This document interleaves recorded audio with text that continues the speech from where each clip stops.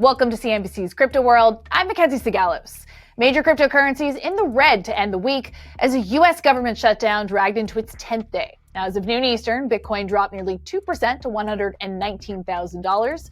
Ether fell nearly 5% to $4,100, and XRP fell more than 2%. Now, these moves lower come the day after the Senate once again failed to pass dueling stopgap funding proposals that would have put an end to the shutdown. With the stalemate continuing comes a lack of economic data from the government, and so investors are struggling to find catalysts. However, the latest data from the University of Michigan shed some positive light, showing that both the U.S. economy and consumers are holding up.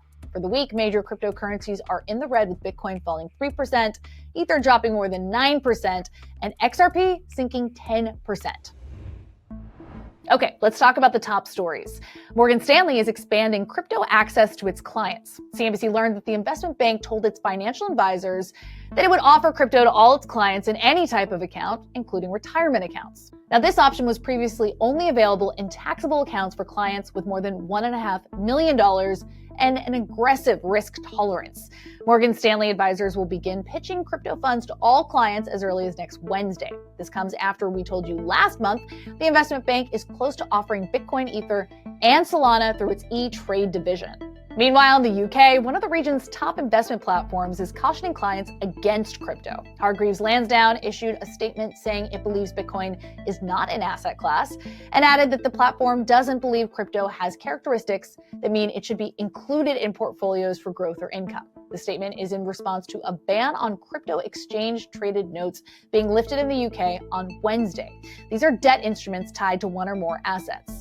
Lastly, a new poll suggests that issues tied to crypto could have an impact on the 2026 midterm elections. According to the National Survey of Crypto Investors released this week and conducted by the consultancy firm McLaughlin and Associates in July, 64% of a group of 800 respondents said that the candidates' positions on digital assets were important when considering whether to vote for them. Also, the survey found that crypto investors approve of the job that President Trump is doing and are more likely to trust him and Republicans than Democrats to advance crypto in the U.S. Also, according to the poll, crypto investors overwhelmingly support President Trump rolling back former President Biden's regulations and enforcement on crypto.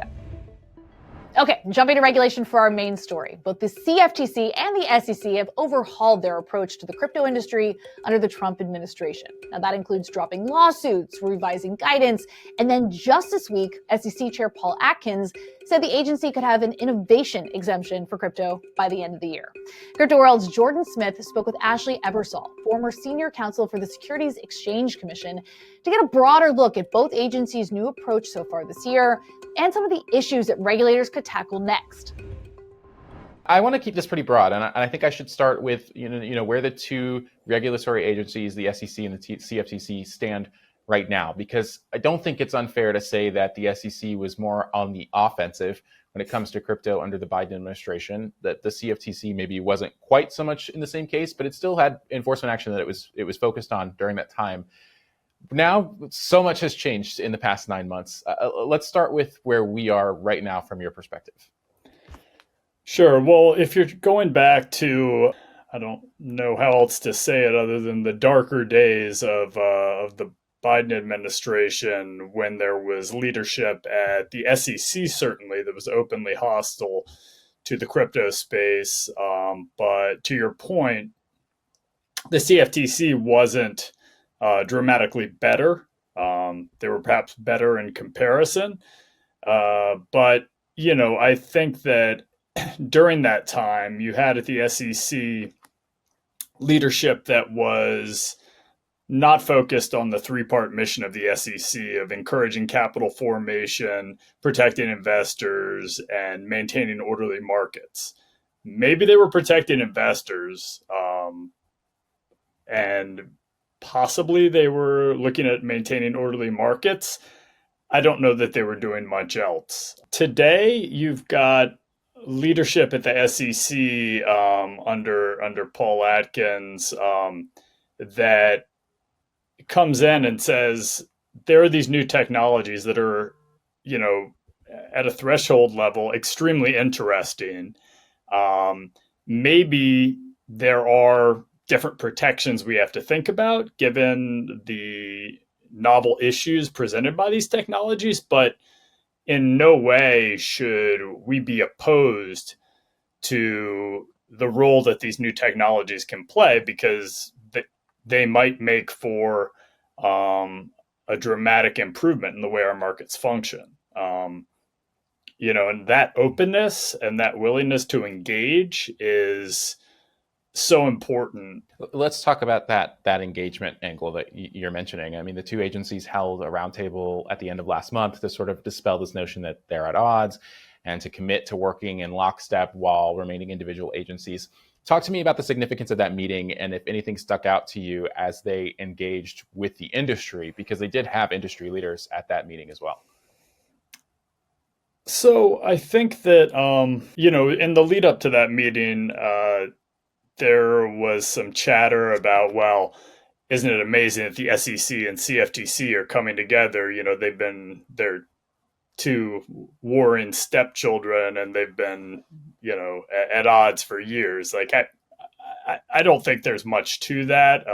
I do think that the roundtable was notable for dispelling that, because you saw the intelligent, well-informed perspectives from the agencies, and nothing that would put them at odds with each other.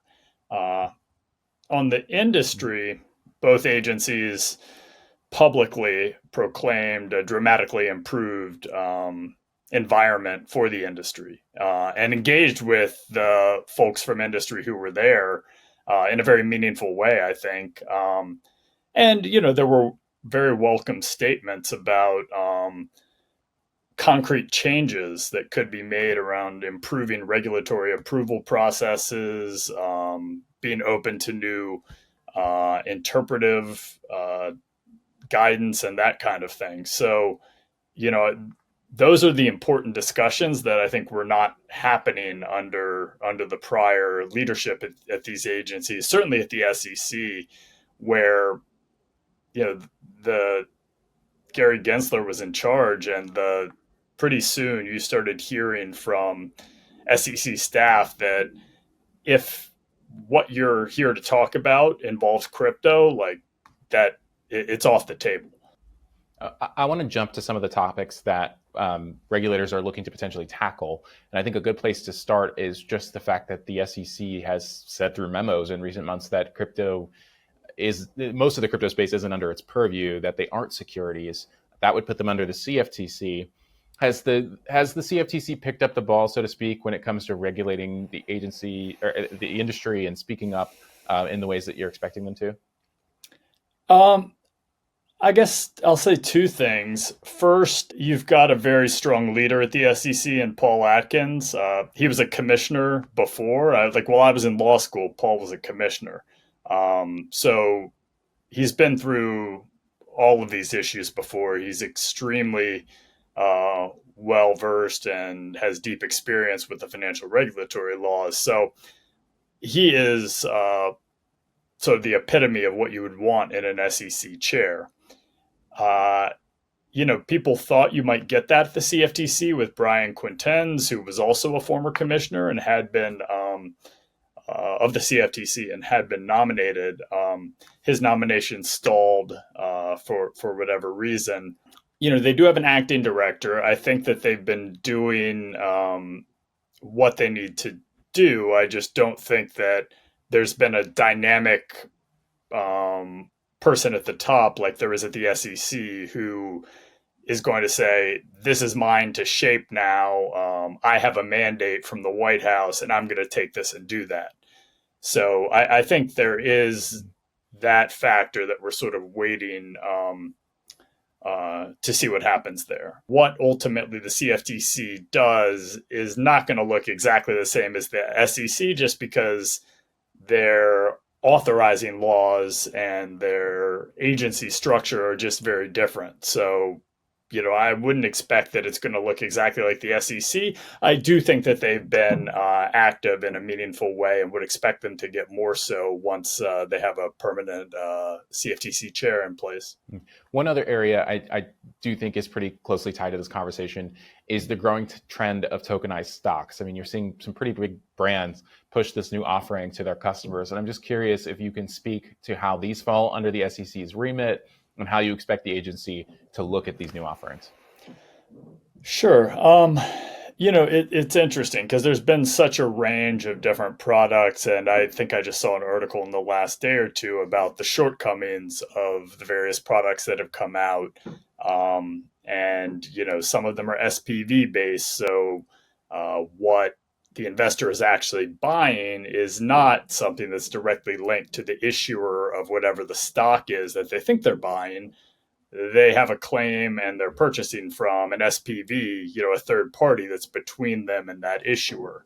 Or they're not available to people in the US, or there's only a limited subset of equities that can be traded through whatever the tokens are and that sort of thing. So there's different permutations of this. But, these are investments. They're equity linked. So that the SEC is going to have jurisdiction, whether you call them new types of securities, whether you call them security-based swaps or some other kind of security-based derivative, that's the SEC's territory.